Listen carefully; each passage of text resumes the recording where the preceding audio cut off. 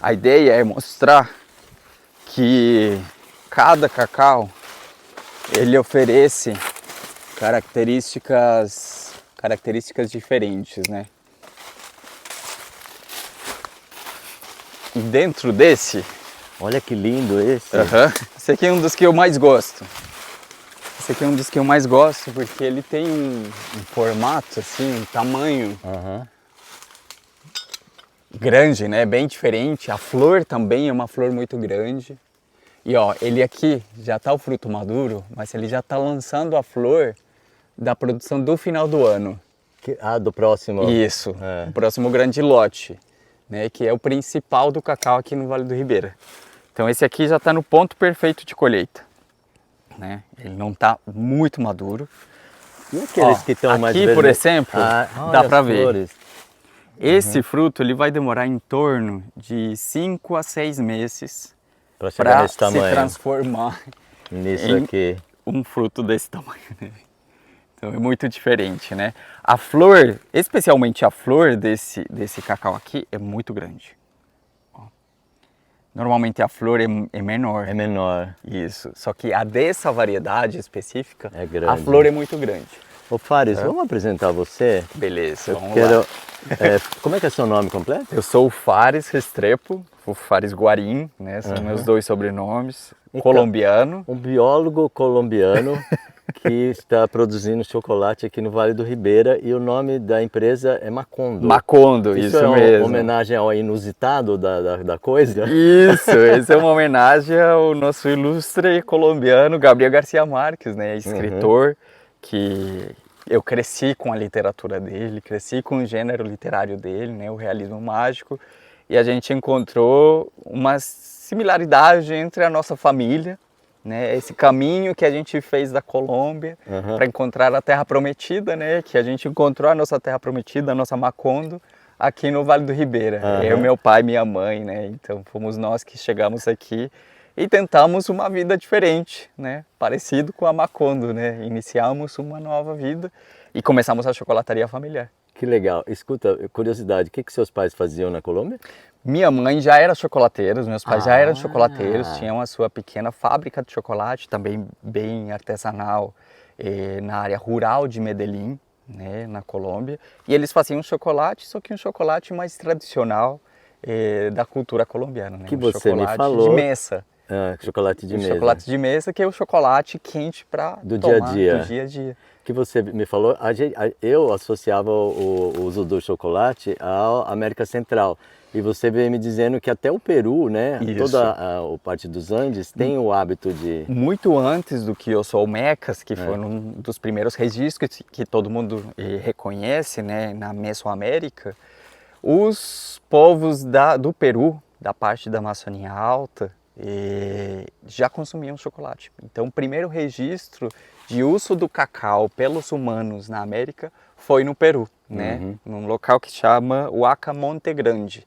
Então a gente tem uma cultura muito forte do cacau. E tal ao lado do café ou às vezes é maior até? Não, bem maior a do cacau. O cacau veio primeiro, o cacau é nosso, né? O cacau, mas ainda nos dias de hoje se consome bastante. Muito, muito. Olha que dado interessante. E muito interessante essa origem, né, arqueológica do cacau ali, porque está muito perto da origem evolutiva do cacau, né? Nessa parte do oeste da Amazônia, ser a origem evolutiva do cacau e estar muito relacionado aos povos humanos também que tinha nesse momento. Escuta, eu sei que lá na América Central tem uma ritualística, né? Isso. Associada ao cacau. É utilizado o cacau como medicina, né? Uma visão que a gente tenta trabalhar muito é que, além de ser o alimento dos deuses, né? Por isso que chama Theobroma, né? Que é o alimento dos deuses, a gente trabalha muito sobre a dinâmica de, basicamente, não ser somente o alimento dos deuses. Ele foi um presente da natureza, em representação dos deuses, para os humanos. Então ele, mais do que um alimento dos deuses, é o alimento da gente.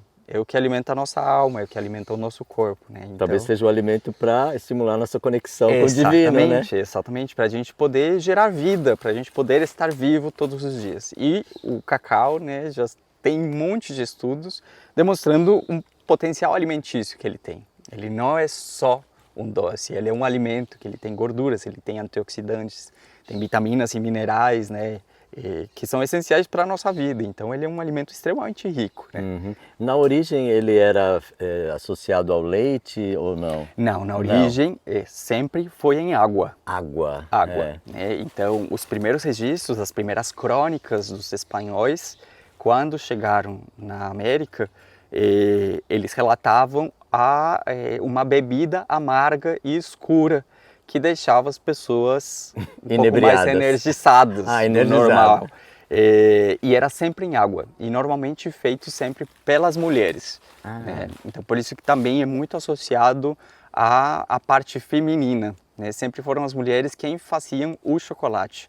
Né? Então tem bastante registros em várias culturas de mulheres associadas à figura do cacau. Em espanhol, ele é feminino ou masculino o nome? El cacau. Cacau. Isso, masculino. É masculino, isso. Tá certo. E também o chocolate, el chocolate. El chocolate. Espanhol. Fares, então vamos passar a colheita. Isso, a gente tem ali, já coletamos então 2 frutos. A ideia é a gente poder enxergar as diferenças entre cada uma das variedades. Né? Cada variedade de cacau, ele entrega um sabor, uma doçura, uma polpa diferente, uma acidez diferente.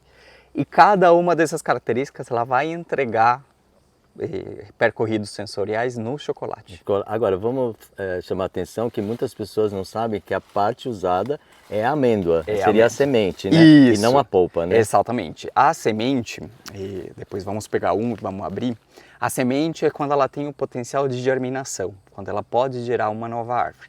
Depois do processo de fermentação e de secagem, que é onde a gente vai desenvolver os precursores do sabor do chocolate, ela passa a ser chamada de amêndoa. Então ela perde a sua capacidade de germinação. Basicamente ela morre, né? E todos esses compostos que tem dentro da semente vão ser precursores do sabor do chocolate. Tá certo. Por isso que cada variedade de cacau ele pode entregar sabores diferentes no chocolate. Legal. Né? Então vamos lá, a gente já pegou ali 2 variedades de cacau. Essa aqui é uma outra variedade. Você olha e já sabe. Isso, a gente pela morfologia, né, o formato do fruto, a gente já consegue identificar que ele é bem diferente do outro. Mesmo que mesmo que as árvores elas sejam muito perto uma da outra, mas elas têm formatos e cores diferentes. E elas né? fazem polinização cruzada e dá novos... É muito comum de acontecer de ter híbridos dentro das plantações. Aliás, muitos dos híbridos que são trabalhados hoje aqui no Brasil, eles vieram de processos naturais.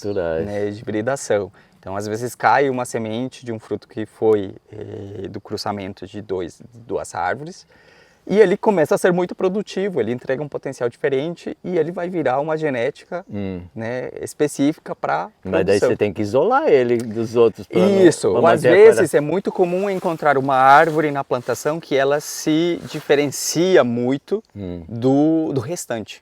Né? Então ela quer dizer que ela tem uma característica bem diferente. Então vamos lá, deixa eu ver que eu não peguei o meu podão. Quer buscar? Quer. Vai lá. Vou lá. Vai lá.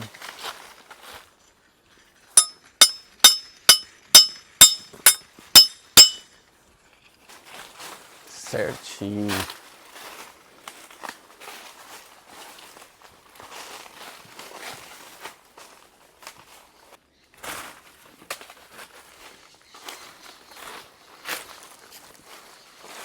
Pronto, temos esse outro aqui. O ideal é que vamos pegar esses 3 aqui, para a gente já ver que eles são muito diferentes, ó.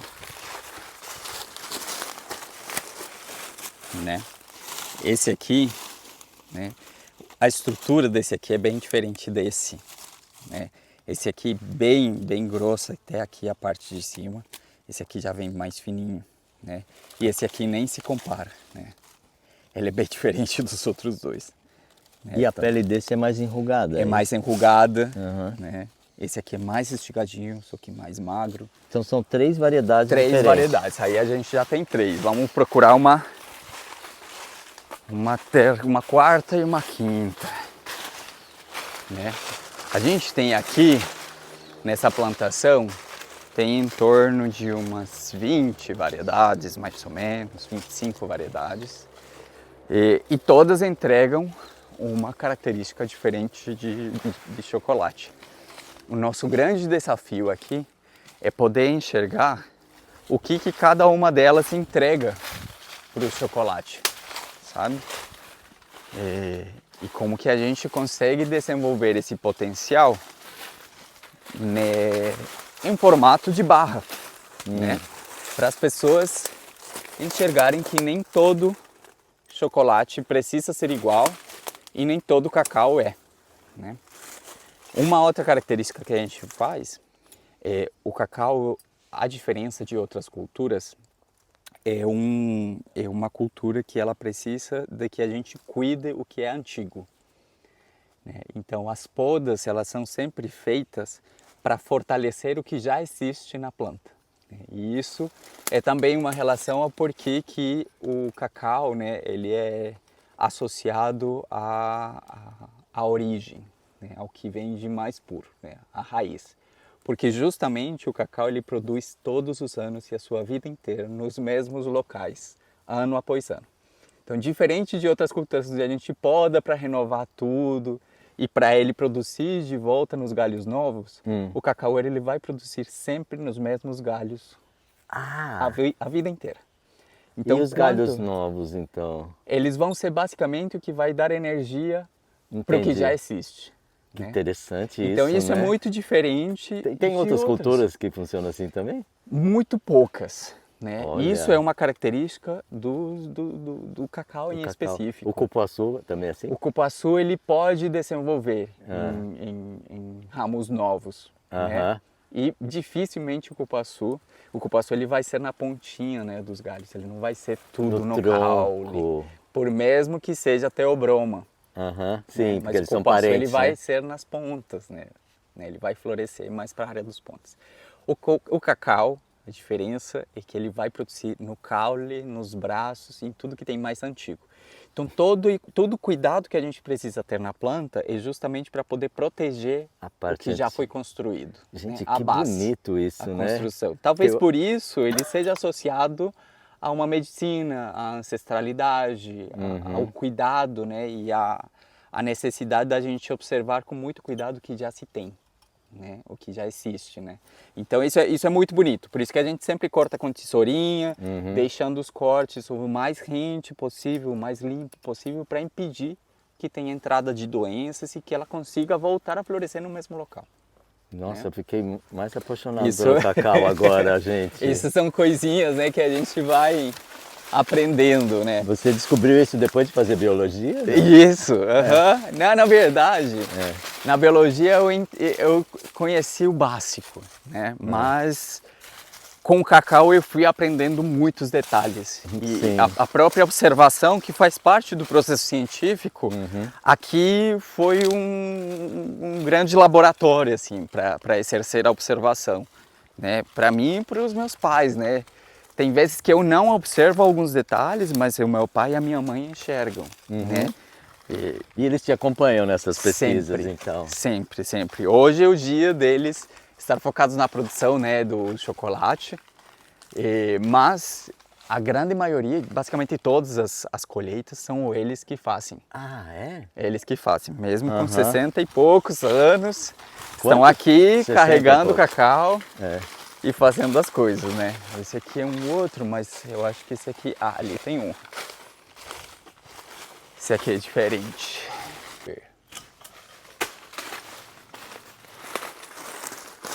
E as colorações são diferentes também. São lindas, né, cara? Então essa é uma diversidade genética enorme, né, da família dos Theobroma, e principalmente do Theobroma cacau. Como duas, né? Duas variedades podem ser tão diferentes, mesmo sendo as duas Theobroma cacau, né? Escuta, e eu percebi que dependendo da idade ele tem uma coroação, o fruto, né? Isso, do desenvolvimento dele vai modificando, né? Isso, exatamente. Ele começa bem pequenininho, assim, ó, tamanho da pontinha do dedo, né? E depois ele vai crescendo, vai ficando um roxo, um bordô, né? Desse bordô ele vai começando A clarear, vai começando a aparecer um verdinho. E esse fruto que você pegou é esse aqui? Isso. Tá, E aí olha desse só. verdinho ele começa a dar esses tons. Esse amarelo é de outra árvore. Esse amarelo é Esse de outra. coisa. É. Isso, mas esse aqui ele vai passando do vermelho para dar passo a um verde e depois um amarelo. Esse aqui é muito bonito. Esse aqui é uma árvore que eu sinalicei ela, tá vendo? Ele tem uma fita, porque ela entrega algumas características que eu acho interessantes, né? Ou de produção, ou de tamanho da amêndoa, ou de característica sensorial, né, da polpa, né?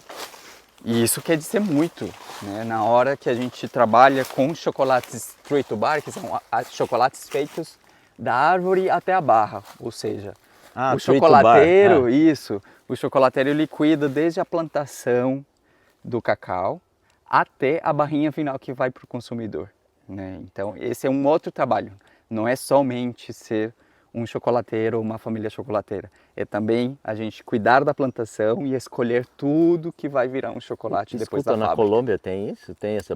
Tem. É uma profissão, é isso? Tem os chocolateiros, né? É comum, mas a gente aprendeu muito com a nossa avó. A minha avó fazia chocolate em casa para alimentar toda a criançada, né? Os meus tios e a minha mãe. E foi justamente a minha avó que ensinou a minha mãe a primeira receita de chocolate rústico, né, para tomar, o primeiro chocolate de mesa. Então isso, a mãe herdou isso da minha mãe, né, essas lembranças, essa parte afetiva do cacau como alimento, como algo que sacia a fome, né, que não deixa as pessoas passarem fome, que dá energia para viver.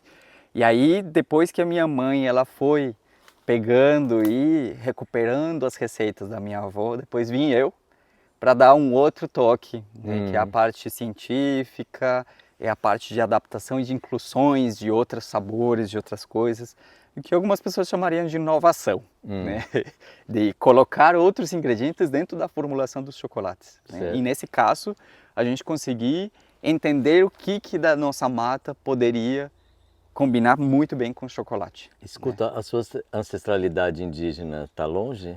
Olha, eu não sei, né? A gente sempre teve uma cultura muito camponesa, né? E a Colômbia foi muito forte nessa mistura, né, de culturas todas dentro de uma mesma, né? Então, da região da onde a gente vem, é uma cultura andina muito forte, andina tropical. Então, é da cultura das montanhas, né? Do cultivo tradicional, pequenas propriedades.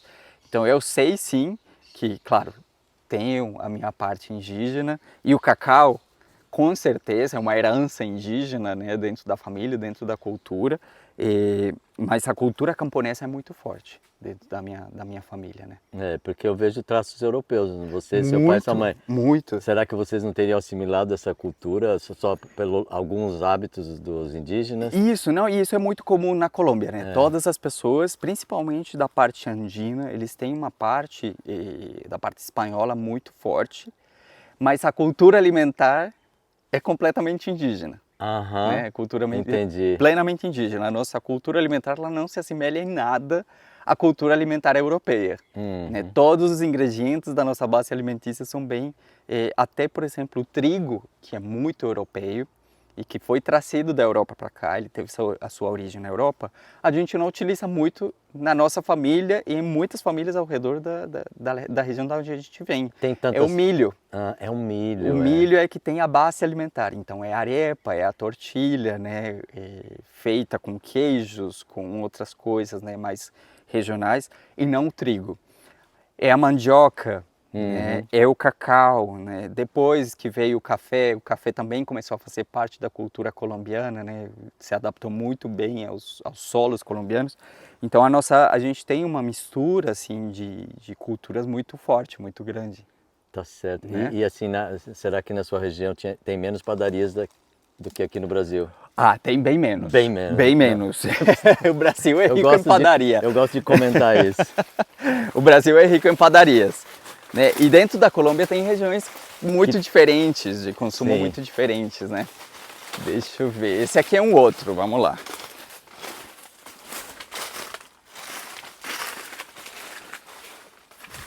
Esse aqui já vai ser completamente diferente aos outros. Você olha e você vê. Eu não tenho muito essa... Eu já enxergo ele de longe. Eu te atrapalho aqui, não? Não. Eu vou pegar então esses dois. Deixa eu ver se eu consigo pegar daqui. Isso mesmo. Nossa, olha. Esse pareceria que estava até meio Ele pareceria doente, assim, né? Isso, não, mas ele tem Mas uma não camadinha de proteção. É. Essa camadinha ela vai saindo à medida que ele vai amadurecendo. Esse aqui é muito bonito. Que lindo, Ele é um arco-íris. Um arco-íris, é. Ele tem um degradê de cores. Às vezes o pessoal poderia, não, ele parece com esse. Só que não. O formato dele é diferente, o tamanho, né, a grossura da casca é diferente. E a disposição das cores também. Sim, totalmente, Né? Muito diferente. Bom, então esses aqui já estão. Agora a gente vai ali para a borda. Como você vai carregar tudo isso? Aqui. Já estou Tem que ter acostumado a abraçar os cacaus. Essa vara aí, você sabe que madeira que é? Esse aqui não, a gente pegou de uma vara aqui. O interessante é que ela seja resistente. Porque senão ela quebra com muita facilidade assim. Sim. E ela não pode ser muito flexível. Tá. Porque senão a gente corre o risco de machucar a árvore. Claro. Então ela precisa ser reta e forte para a gente conseguir fazer um corte bem certeiro, né? Vamos lá. Aqui tem muitos cacaus, Gente, eu já estou perdido, eu não sei nem por onde que a gente entrou aqui. Aqui é uma estrutura muito bonita porque é uma mata, né? Uma floresta, né? É claro, em recuperação, a gente está começando os trabalhos de recuperar essa mata. Esses pés são antigos, têm 50 anos. Esses pés têm, exatamente. Esses pés foram dos anos 70, foram plantados todos aqui na região. Então, e agora a gente viu o potencial de poder fazer com que eles entreguem sensoriais diferentes para a gastronomia brasileira. E principalmente uma origem que ninguém conhece dentro da chocolataria, né? Regiões muito comuns de origem de cacau para fazer chocolate é o sul da Bahia e a Amazônia. Sim. Mas pouquíssimas pessoas sabem que em São Paulo, e principalmente na região do Vale do Ribeira, a gente tem cultivos de cacau que podem entregar sabores diferentes em chocolates. Pois é, a gente estava cheirando na sua casa, você deu um cacau já seco para a gente cheirar. Isso. E parecia um cheiro de fruta, né? Frutado de banana, né? Isso, tem os nibs. Muito gostoso. Essa é uma das principais características sensoriais do cacau daqui do Vale do Ribeira, que é a nota de banana passa. E isso se dá para alguns processos que também são muito parecidos com o chá. Né? O chá ele tem uma fermentação muito boa, aliás, o chá do Vale do Ribeira ele é muito bom no chá preto, né? Porque a fermentação é muito facilitada por causa da temperatura e da umidade. E o mesmo acontece com o cacau. Quando a gente tem muita umidade, o cacau demora um pouquinho mais para secar e ele continua o processo de fermentação. Então a gente termina desenvolvendo essas notas de frutas maduras, né? Vamos ver aqui, tem um muito bonito, que eu gosto muito de levar porque ele tem uma casca diferente. Bom, você está escolhendo os cacau, vamos explicar o que vai acontecer amanhã? Amanhã a gente vai ter uma oficina, a primeira oficina de cacau e chocolate do Vale do Ribeira, né? Então vai ser uma experiência sensorial para a gente começar a desvendar e dar a conhecer os potenciais do cacau e do chocolate do Vale do Ribeira. Então vai ter uma turminha pequena experimentando cacaus diferentes, derivados do cacau. Então vai ter chá de cacau, mel de cacau, experimentação de variedades de cacau diferente. Vamos experimentar amêndoas de cacau diferentes, de vários lotes. Então vai ter lotes de verão, lotes de inverno, cada um deles bem diferente do outro. E depois a gente vai entrar numa das partes melhores da experiência, que é comer um menu muito focado em cacau e chocolate. Um almoço? Vai ter um almoço e depois a gente vai fazer o chocolate. Escuta, essa vai ser a primeira, provavelmente vai ter outras vezes. Vai ter outras vezes, Como isso. que o pessoal pode te acompanhar? Você deve ter um Instagram. Isso, a gente tem um Instagram que é Chocolates Macondo, né? Tudo junto, letra Tudo minúscula? junto, né? Vai aparecer lá a nossa logo amarelinha, né? Aham. O espiralzinho, a gente sempre está colocando lá. E a gente também vai abrir o canal de vendas online, vamos fazer então toda a divulgação dos eventos que a gente vai começar a fazer aqui em parcerias com um espaço muito bonito no meio da Mata Atlântica, que é uma hospedagem, uma pousada incrível que se chama Jardim Mirim. Jardim Mirim. Isso. Então todas as experiências vão ser lá naquele Nesse espaço espaço. bonito, né? Vai ter Se der muita cer- coisa boa. Se der certo, eu vou acompanhar amanhã. Com certeza. A feitura do Esperamos chocolate. que sim, esperamos que sim. Aqui então hoje a gente está fazendo a colheita de alguns frutos para levar frescos amanhã. Sim, sim, é isso. Ó. Esse aqui, bem maior Bem maior. e com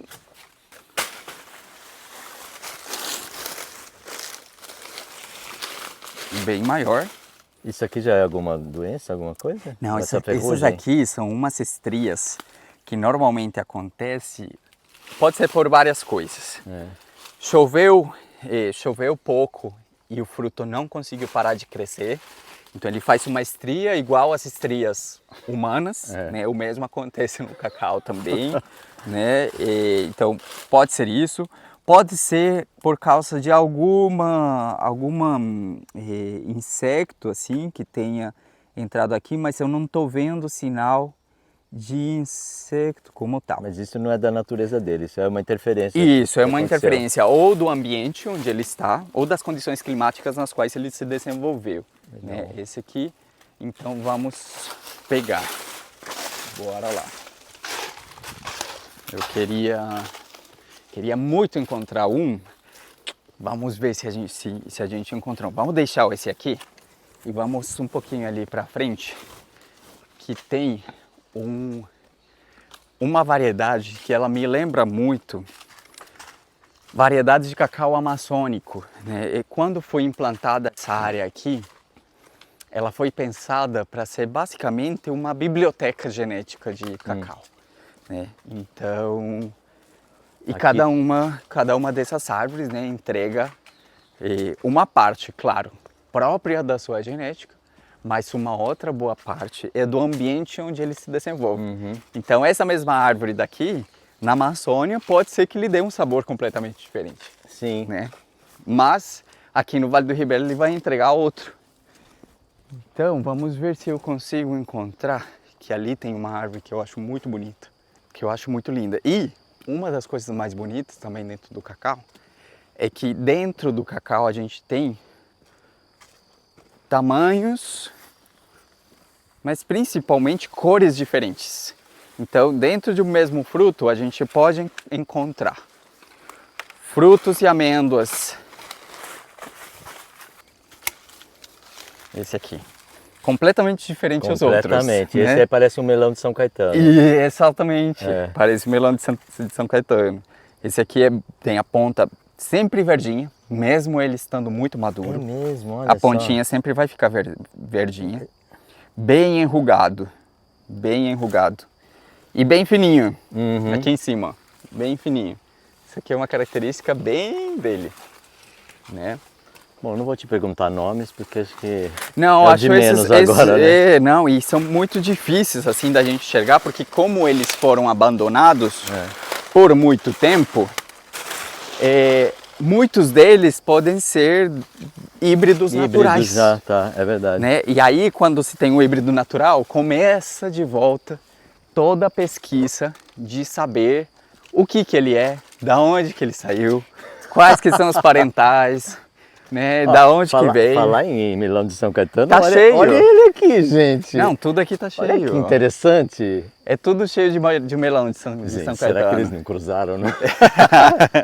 Ele é muito bonito, muito bonito. Mas tem muito aqui, né? Então uma das coisas que eu acho mais bonita é a gente perceber que a Mata Atlântica ela pode estar junto com produções, né? E isso que faz a diferença do nosso cacau. A gente acredita como chocolataria que o real valor de uma barra de chocolate, ele está além do sabor, na conservação do ambiente da onde veio o principal produto, que é o cacau.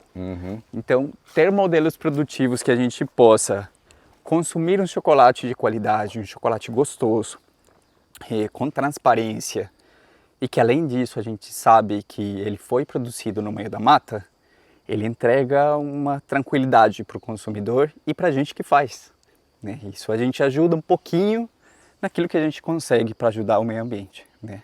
Então esse é um dos principais valores da família e da nossa chocolataria, né? A gente sonhou a chocolataria para trabalhar modelos produtivos que pudessem conservar a natureza, pudessem fazer com que os produtores rurais tenham um pouco mais de qualidade de vida, possam enxergar outras formas de produção e que sejam valorizados por isso também, né? Isso é necessário da gente trabalhar nessa economia do chocolate e do cacau brasileiro. Legal. Né? Então vamos aqui no Precisou Vale um do Ribeira. colombiano para vir aqui para começar essa pesquisa e essa empreita, né? Que eu acho muito bonito isso, em tempos de tanto desequilíbrio que está acontecendo, né? A gente chamar para o outro lado de uma maneira sustentável. Exatamente. Não, e a gente, é muito legal a gente perceber também como as árvores sentem isso. A gente consegue entender que elas estão precisando, estão faltas de algo. Elas estão gritando para a gente, Gritam. né? Cada um dos organismos da natureza ele responde de formas muito diversas a tudo que está acontecendo. Então, quando a gente vem aqui na plantação e a gente começa a observar as florações, que às vezes param repentinamente e depois voltam, e a gente começa a entender que as árvores estão também perdidas, encontrando um caminho para tentar se adaptar a todas essas mudanças que estão acontecendo, a gente enxerga que está todo mundo no mesmo barco, né? E que se todo mundo não se ajudar, nada dá certo, né? Elas estão gritando por ajuda, estão querendo entender o que está acontecendo. E a gente tem as possibilidades de entregar aquilo que elas precisam, né? Então é também um exercício da compaixão com a vida, né? É muito triste ver como uma árvore floresce e de um momento para outro, no dia seguinte, já não tem mais flores, mas não ficou um fruto, né? Isso é uma tristeza enorme. Então, modelos produtivos que impeçam, ou pelo menos que não permitam que isso aconteça tão forte, para a gente vale muito mais a pena, né? A gente fica mais feliz, mais tranquilo, né? E a árvore fica feliz também, né? Sim, claro. De poder dar os frutos que é o que ela quer. Você sabe, a gente estava falando do cacau, da ancestralidade e tal, eu fiquei pensando, essas árvores foram abandonadas, por 50 anos permaneceram abandonadas, e elas generosamente ainda estão nos oferecendo frutos, né? Continuam. E elas não vão parar. Elas não vão parar de dar fruto, né? E no ano passado que a gente começou a trabalhar, né, na restauração dessa área, esse primeiro ano ele já foi assim gritante como a plantação respondeu aos tratos.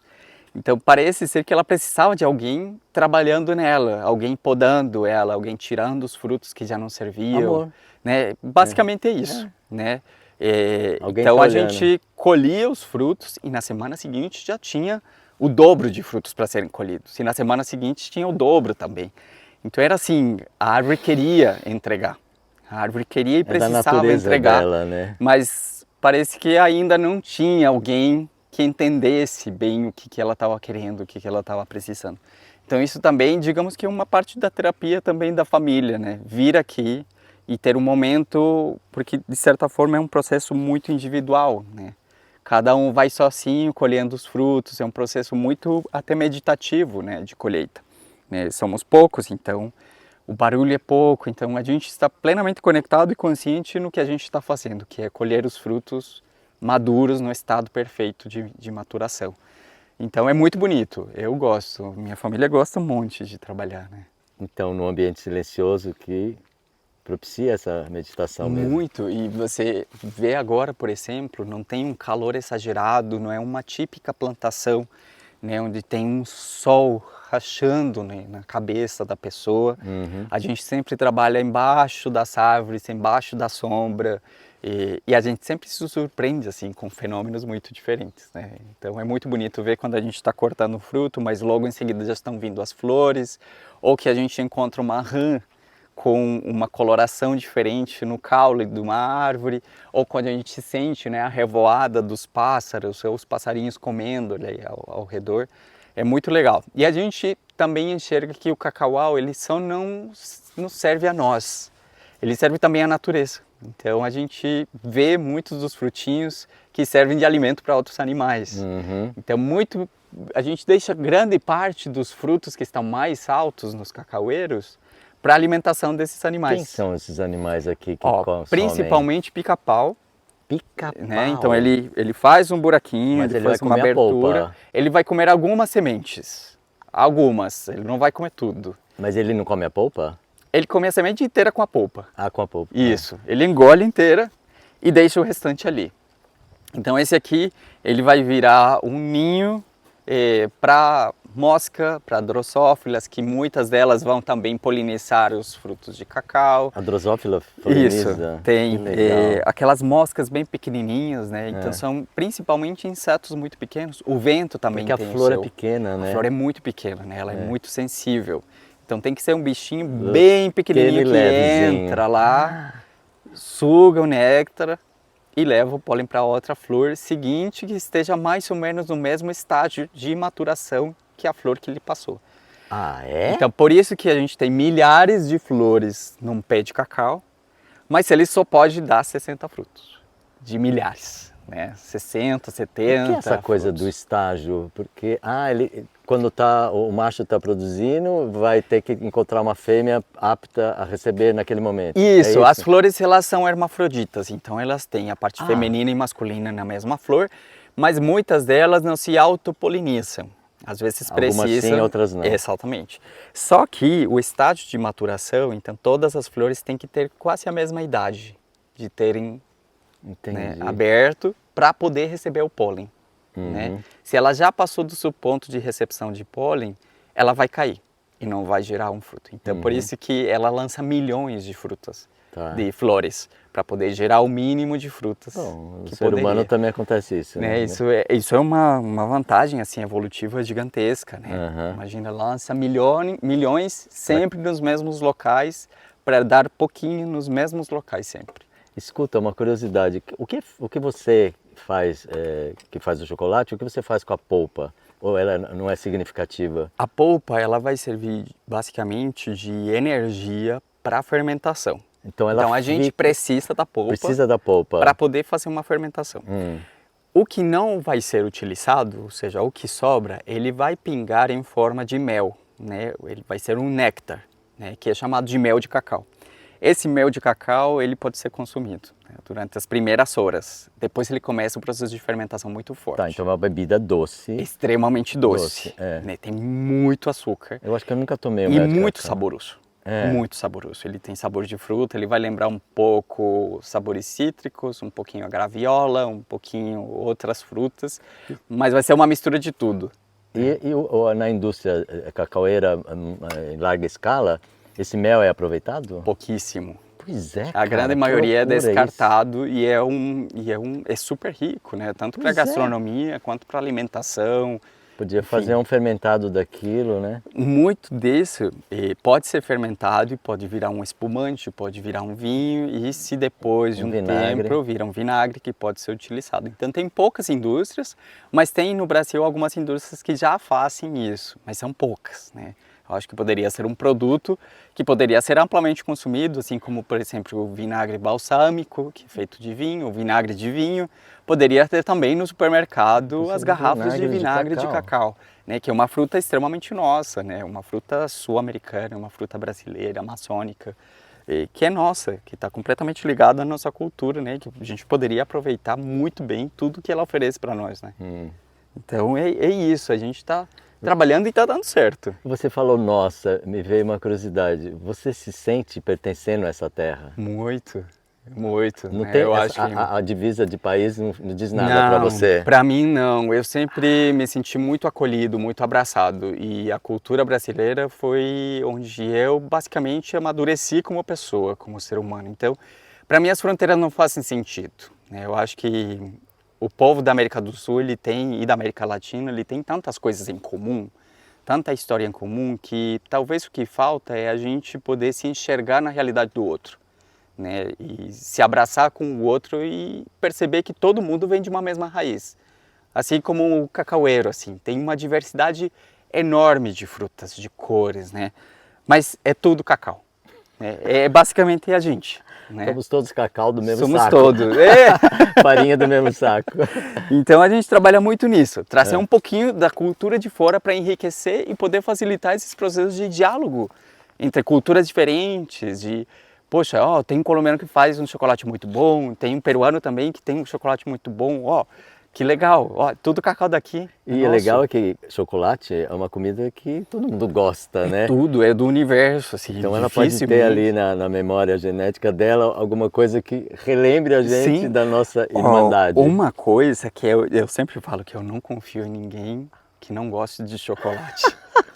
Não dá para confiar, tenha cuidado, porque tem chocolate para tudo que gosto, sabe? E pode ser que você não goste da chocolate da indústria, eu dou toda a ração.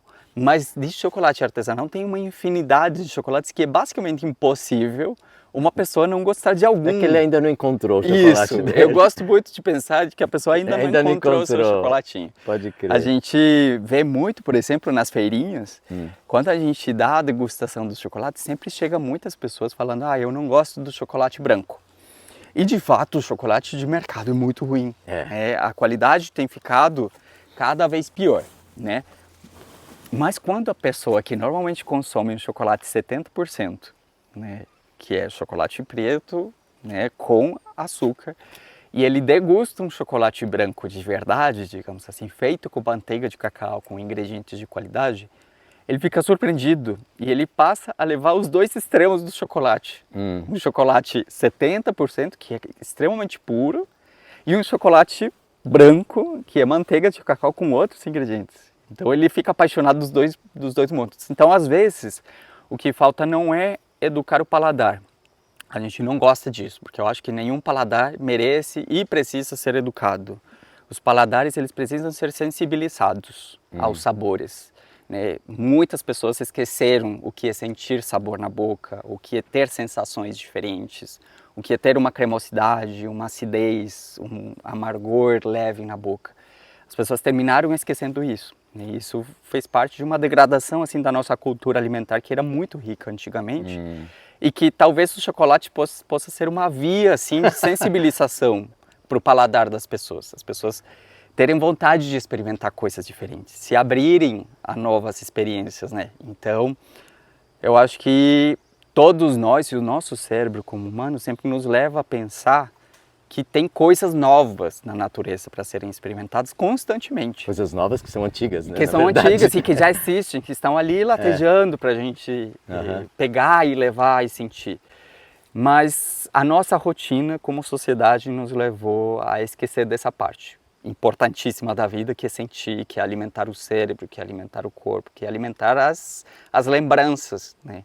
Então o chocolate, a gente espera que as pessoas possam se sensibilizar cada vez mais e que no sabor consigam entender que isso vem da mata, que isso vem da floresta. Gente, eu estou vendo o título desse vídeo, se reconectando à nossa ancestralidade através do chocolate.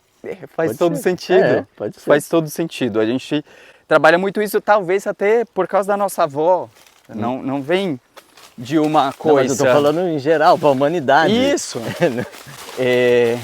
A sua família tem essa missão. A minha família se enfiou nesse trabalho, e aí a gente... Vamos ver se consigo cortar com esse, senão vai na tesourinha. Aqui. Esses frutinhos, eles precisam sair também. Esses e uma que estão passados já, isso. Né? E essa é uma coisa legal porque o cacau, ele não vai cair do pé. Ele não cai do pé. Nunca vai cair. Ele vai mumificar no pé. E ele vai ser reabsorvido, os nutrientes? Dificilmente. Ele vai reduzir só de tamanho, claro, uma parte ele vai ser reabsorvido, mas ele pode virar um foco de doença muito grande. Então, por isso que, basicamente, ele desenvolveu, ainda não se sabe muito bem se foi por causa dele, da biologia dele como tal, ou algum processo relacionado à domesticação dele, mas ele precisa que o fruto seja colhido. E se a gente lembrar, tem pouquíssimas árvores na natureza onde o fruto fica preso na árvore, né? Não estou me lembrando. Eu também não lembro de muito. No máximo fica a parte do fruto externo. O figo, talvez. Isso. E a grande maioria dos frutos que não caem, que precisam ser colhidos, eles passaram por processos de domesticação muito fortes. Né? Então pode ser que o cacau seja um desses exemplares que nos leve a trazer um pouquinho dessa história humana junto com o cacau. Né? Afinal de contas, ele sempre foi alimento. Então, é uma outra relação que ele tem com a mão humana. Né? Ele precisa que alguém vá lá e corte certinho para ele poder continuar produzindo no ano seguinte. Se não corre o risco dele não produzir no próximo ano, nesse mesmo local.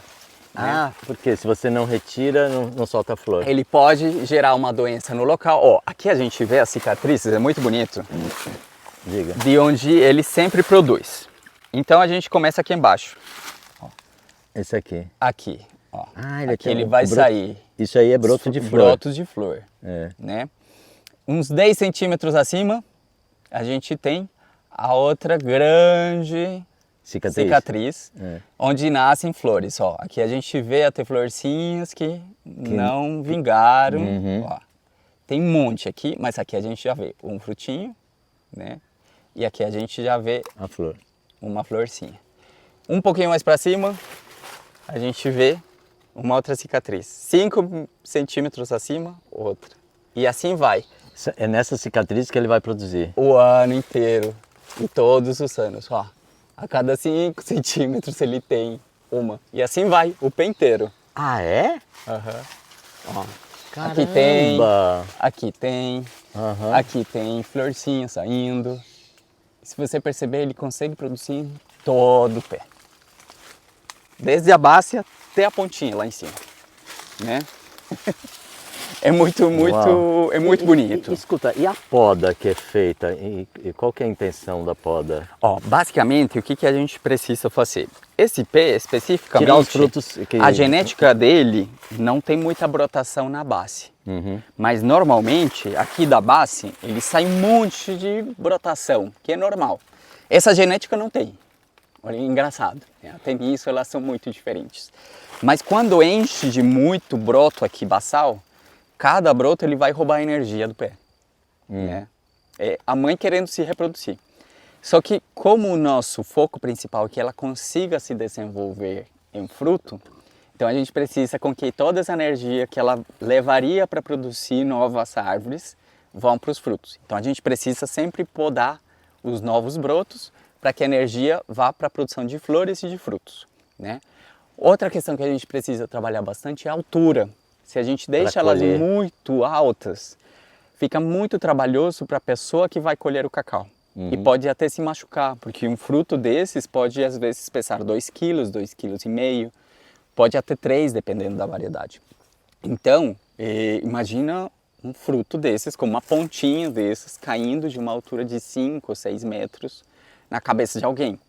Então fica muito perigoso. Então a gente faz também umas podas de rebaixamento, e aí a gente faz com que o vento possa passar por baixo da árvore, que o vento possa circular por baixo do cacaual inteiro. Então se a gente vê assim por baixo, a gente consegue ver os caules das árvores, né? Sim. E a gente consegue ver até onde tem frutinhos verdes, onde começam a amarelar, né? E isso é importante também para a gente saber onde que a gente pode colher cacau e onde não. Né? Tá, mas assim, a luz solar precisa entrar em que quantidade? Pouca. Pouca. Né? Em torno de 50% a 60% de iluminação, né? Precisa entrar na plantação de cacau para ele poder se manter sadio. Né? Então, mais ou menos uns 50%, 60% tá ótimo. Né? Mas ele precisa ter circulação de ar. Né? Isso aqui que a gente está sentindo, né? Um ventinho leve, é necessário. Mas isso é só pelo aspecto visual seu e da poda dos brotos ali? Não, o vento ele vai ter a função de não fazer com que a umidade possa fazer com que os frutos apodreçam. Ah, entendi. Né? E o vento é o grande responsável também pela polinização das flores. Então não são só os insetos? Não. Tem um vento que é uma grande parte. Talvez até a boa parte da polinização seja feita pelo vento. Uhum. Ele tem umas casquinhas aqui que só o vento, a gente consegue ver aqui essa partezinha da flor. Deixa eu ver se eu consigo com a ponta aqui É que eu tô vendo bem ela. tesourinha. Essa partezinha aqui, Sim. ela precisa sair. Ela é uma camadinha. Ó, ela caiu e aqui já liberou o pólen, ó. É uma coisinha muito pequenininha. Mas se ela tá protegida por isso daqui que eu vou pegar aqui no chão já. Eu vi, ela tem uma... Ela tem uma capinha. Sim, Então ela é basicamente isso. Aqui. E o pólen, né, a parte masculina, ela fica enfiadinha aqui. Bem conservada. Então o vento, quando ele passa com rajadas de vento fortes, ele libera o pólen. Tá. E aí vai para a próxima flor. Vai para outra flor e Isso, outra árvore. e aí vai gerar um fruto. Então por isso que a gente precisa com que o vento passe. Né? Agora entendi. Isso é uma das principais funções da poda. Né? E bom, eu vou pegar já esses frutos e pronto.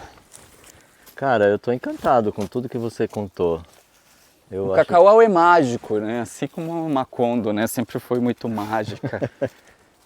Todas as formas, cores, sabores fazem a diferença, assim. É muito gostoso trabalhar numa plantação que te entrega tantas sensações o tempo inteiro, né? Muito diferente de fazer uma plantação, por exemplo, de monocultivo. Sim. Onde chega a ser uma rotina muito cansativa, né? É um trabalho mecânico, né? E você já sabe o que vai encontrar, onde que vai encontrar, qual que é a textura, qual que é a cor, qual que é o tamanho. No cacau não, né? No cacau a gente encontra sempre coisas muito diferentes. Sim. Né? E você não lida com agrotóxicos, né? Exatamente. Tanto que o cacau ele não aceita muito bem os agrotóxicos, é uma coisa muito boa. Ele não aceita muito bem os herbicidas, pouquíssimas coisas sim. Ele não aceita herbicida? Ele não aceita muito bem. Na verdade nem precisa fazer uma roçada aí embaixo, aqui né? Não. Ele faz uma sombra, que ele impede basicamente, e ele tem muita troca de folhas, né? Então o chão ele vai ter sempre uma camada cobrindo ele. Então isso é muito legal dentro de uma floresta, né, de cacau. Mas é isso, né? Quando ele está minimamente equilibrado com o ambiente onde está, quando tem uma diversidade de árvores, de frutais e de alimento para outros animais, os cacaueiros não vão ser atingidos, né?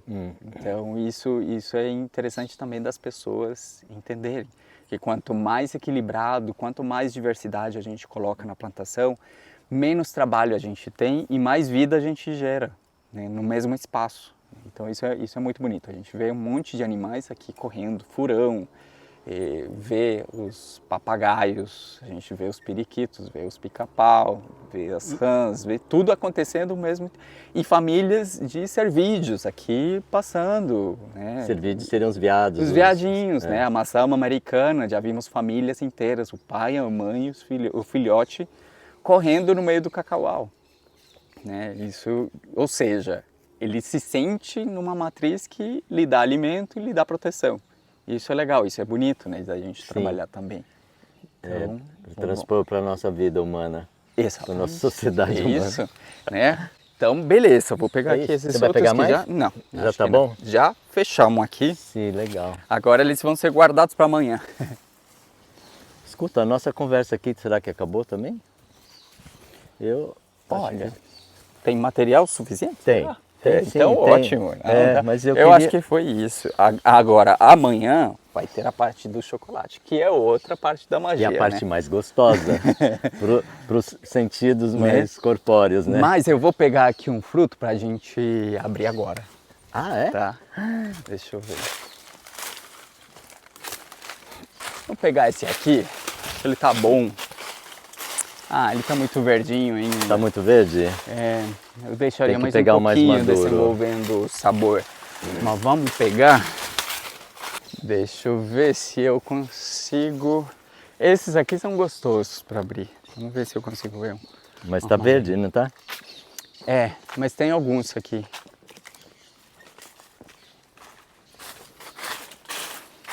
Esse roxo. Eita. Ah, esse que você vai... Eu achei que esse estaria mais maduro, mas não. Não, esse não tá. Na verdade, O maduro esse é que tá. esse. Olha. É, só quem sabe mesmo. O maduro é esse aqui. Esse aqui é uma das árvores mais bonitas que a gente tem, né? A flor, ela não começa verdinha, ó. Ela começa bem vermelha. Já começa vermelha. Ela já pô. começa bem vermelhinha. Olha que legal. Tem uma diversidade enorme, assim, de características. Esses pés lindos demais. Ele disse que não quer aparecer lá, então. Tá certo. Agora vamos abrir esse aqui. Vamos tentar abrir aqui nessa árvore. Batendo na árvore? Aham. Aqui. Ele abre fácil. Ah, ele parece um ingá. Parece. E o cheiro? Cheiro... Mas deixa eu bater um pouquinho aqui para liberar. Um cheiro Sim, cheiro de fruta do conde. Fruta do conde. É. Ele parece muito a fruta do conde. Esse aqui tem a casquinha fina, né? Ah, tem alguns que tem a casca mais Grossa. grossa. Tanto que tem variedades que se chamam casca grossa.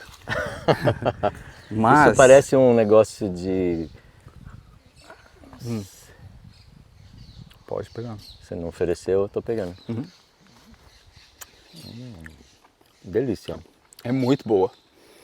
É uma fruta que poderia ser tranquilamente na fruteira de caça, Poderia. né? Deve ter alguns que tem mais polpa Muitos. e menos semente. Uhum. Me gusta. Ele é muito bom.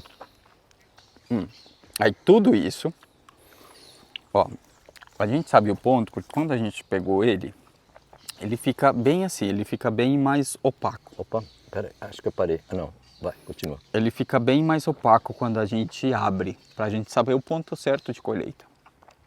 Ele fica opaco. Mas quando a gente passa o dedo, ele fica assim, bem. Ele começa a ficar colorido?